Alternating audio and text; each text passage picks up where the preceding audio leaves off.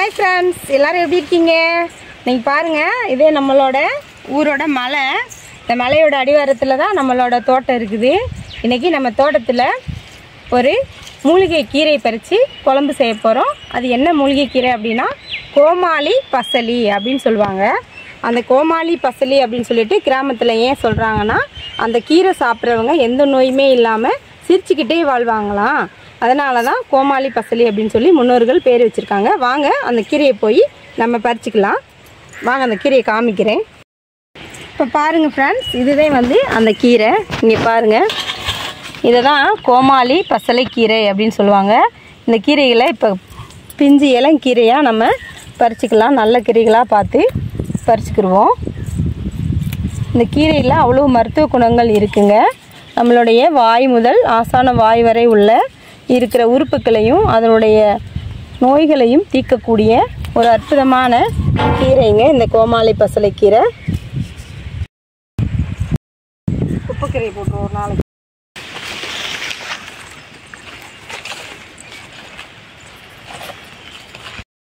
இப்போ பாருங்கள், நம்ம இந்த கீரைகளை இந்த கோமாளி பசலை கீரைகளை நல்ல இளங்கீரையாக இந்த மாதிரி இருக்கிற கீரைகளாக நம்ம பறிச்சுக்கலாம். அங்கே பாருங்கள், நம்ம தோட்டத்தில் எவ்வளோ கீரை இருக்குதுன்னு பாருங்கள்.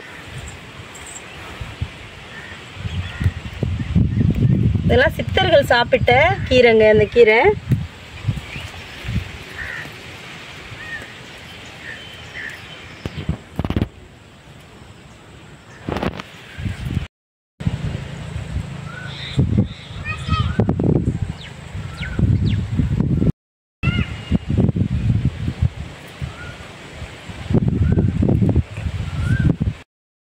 பாருங்க ஃப்ரெண்ட்ஸ், நம்ம கீரை பறித்து முடிச்சிட்டோம்.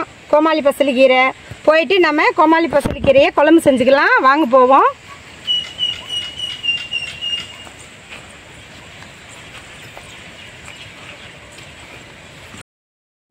இப்போ பாருங்கள் ஃப்ரெண்ட்ஸ், நம்ம கீரை பறிச்சுட்டு வச்சுருக்கோம். நம்ம மண் சட்டியில் தண்ணி ஊற்றி இந்த அடுப்பில் காய வச்சுட்டு அதுக்கப்புறமா போய் நம்ம கீரையை அலசிக்கலாம். இப்போ அடுப்பு பற்ற வச்சுட்டோம். பாருங்கள், இந்த அளவு தண்ணி ஊற்றிருக்கேன். எப்பயுமே இந்த கீரைக்கு கொஞ்சமாக தான் தண்ணி ஊற்றணும். அந்த கீரை தண்ணியாக வரும், அதனால் அளவாக ஊற்றிக்கங்க.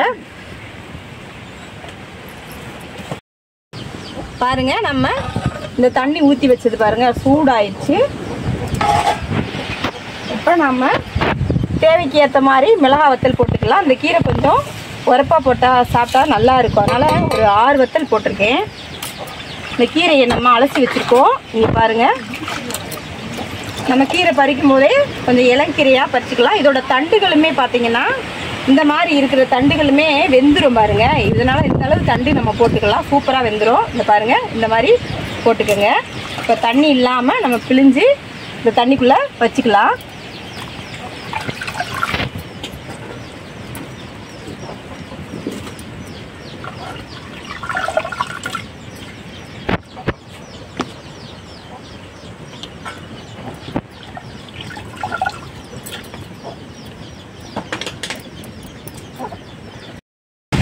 பாருங்க, நம்ம இப்போ தக்காளி பழத்தை நம்ம உள்ளே போட்டுக்கலாம்.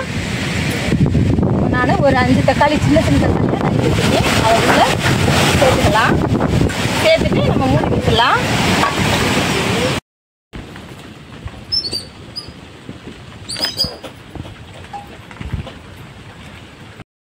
பாருங்கள், இப்போ நம்ம வெந்துருச்சான்னு பார்ப்போம். கீரை இது கொஞ்ச நேரத்துலேயே வெந்துடும் பாருங்கள். இப்போ தான் அள்ளி வச்சுருந்தோம் பாருங்கள், வெந்துருச்சு. இப்படி இருக்கும்போது நம்ம இந்த அளவு சின்ன வெங்காயம் உள்ள சேர்த்துக்கலாம். அப்புறமா இந்த அளவு கொஞ்சமாக புளி உள்ள சேர்த்துக்கலாம். இப்போ பாருங்க, கீரை வெந்துருச்சு. நம்ம கடைஞ்சிக்கலாம்.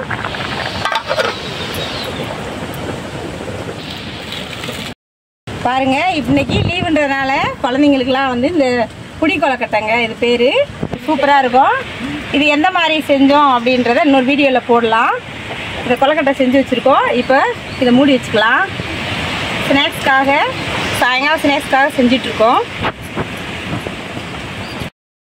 பாருங்கள் ஃப்ரெண்ட்ஸ், இப்போ உப்பு இந்த அளவு சேர்த்து நம்ம கடைஞ்சிக்கலாம்.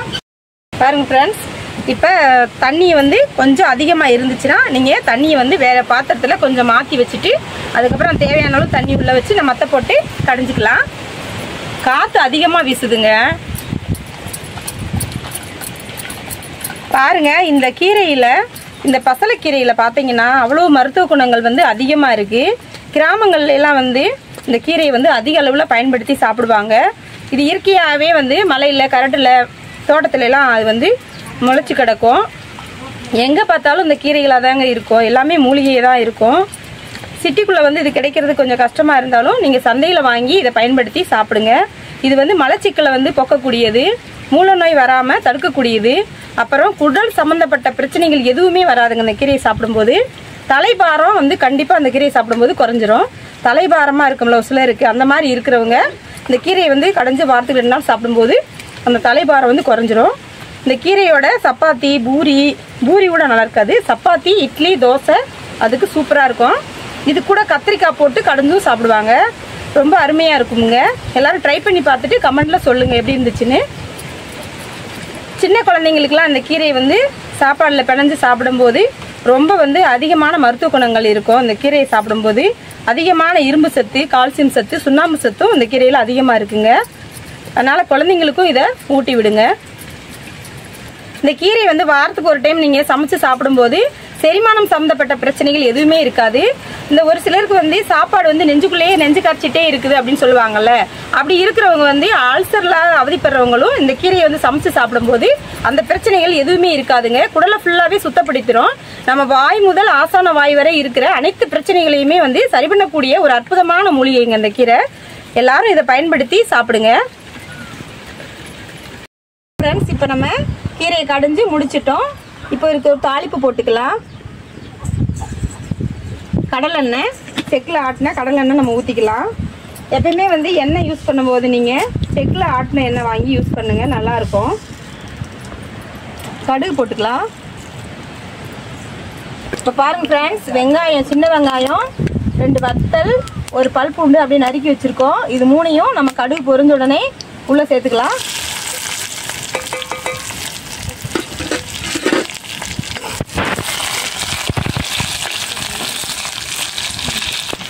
இப்போ பாருங்கள், கருவேப்பிலை நம்ம உள்ளே சேர்த்துக்கலாம். சாரல் விழுந்துட்டு இருக்குங்க. கிளைமேட் வந்து இப்போ ரொம்ப ஒரு கூலிங்காக இருக்கு. பாருங்கள், சாரல் விழுந்துட்டு இருக்கு.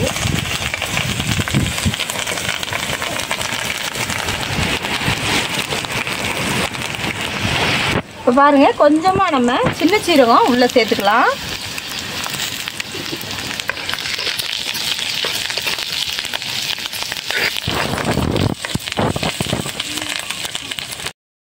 பாருங்கள் ஃப்ரெண்ட்ஸ், இப்போ வதங்கிருச்சு. வெங்காயம் எடுத்துக்குவோம். இந்த மாதிரி வதங்கினோன்னே எடுத்துக்கோங்க. பாருங்கள், இப்போ இந்த தாளிப்பை நம்ம உள்ளே கொட்டிக்கலாம். பச்சை அரிசி சாப்பாடு கிண்டி காய்ச்சி இந்த கீரை கடைஞ்சி சாப்பிட்டா சூப்பராக இருக்குங்க. ரொம்ப டேஸ்ட்டாக இருக்கும். வாங்க சாப்பிடுவோம். நீங்களும் வாங்க சாப்பிட்லாம். ராகி மாவு களிக்கிண்டி நம்ம இதை தொட்டு சாப்பிட்டாலும் இன்னும் சூப்பர் டேஸ்ட்டாக இருக்கும். இப்போ வாங்க நம்ம இலை அறுத்துக்குவோம். இலை அறுத்தாச்சு, வாங்க போயிட்டு சாப்பிட்லாம். இப்போ பாருங்கள் ஃப்ரெண்ட்ஸ், சாப்பாடு வச்சு நம்ம முருங்கைக்கீரை வீட்டில் பொரிச்சிருந்தோம். அந்த கீரையை வச்சுருக்கோம். இப்போ அந்த கீரையை நம்ம ஊற்றி சாப்பிடுவோம்.